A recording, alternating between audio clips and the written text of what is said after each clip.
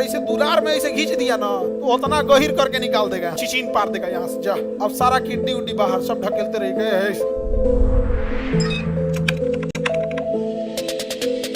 तो ये मछली मतलब पीसीज, मछली मतलब पीसीज, और पानी के बाहर निकल आती है, पानी के बाहर आ जाती है, इसलिए क्या हो जाएगी एम्फीबियन। एम्फीबियन मतलब उभयचर।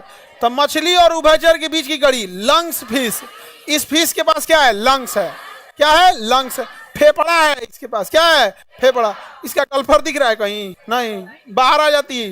इसको बाहर निकालेंगे नहीं मरेगी ये, नहीं समझे? मर जाएगी ये। क्या नाम है इसका? Lungs fish. लंग्स मतलब फेफड़ा। फेफड़ा को हम फुफ्फुस कहते हैं।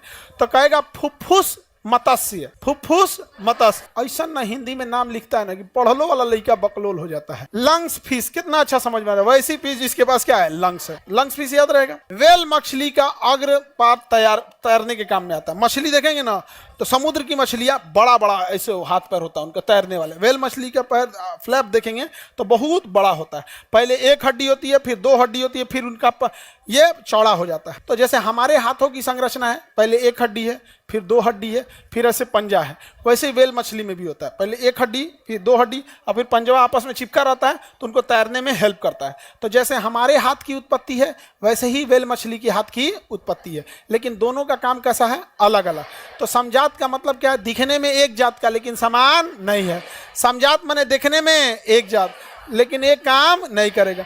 जैसे वेल मछली तो देख ही लिए यहाँ पर, मनुष्य का हाथ हम देख लिए, मनुष्य का हाथ देख लिए ना, दिखने में कैसा है? एक समान, लेकिन काम एक जैसा करता है नहीं। जैसे चीता, शेर, इसका हाथ देखो और हमारा हाथ देखो, बनावट एक जैसा रहेगा, उसमें भी केहूनी है, झुक जाएगा, सब कुछ होगा, लेकिन हम अपने हाथ से पकड़ने का काम करते हैं, वो अपने हाथ से पकड़ने और दौड़ने दोनों का काम कर लेता है। नाखून जो है हमारे किसी काम का नहीं है, लेकिन जानवरों के लिए नाखून काम का है। हमारा बढ़ा हुआ नाखून काम का नहीं है, लेकिन नाखून जानवरों में बड़ा, जितना बड़ा अपनी उंगली है ना, उंगली जितना बड़ा है ना उतना बड़ा शेर का नाखून होता है, उतना बड़ा शेर का नाखून होता है। अगर इसे दुलार में इसे खींच दिया ना तो उतना गहिर करके निकाल देगा। यहाँ पर दुलार करेगा ना आपको इसे, जैसे नहीं देखो कुत्ता उत्ता ऐसा ऐसे कूदने लगते हैं, छोटा छोटा नाखून है, हल्का हल्का होता है।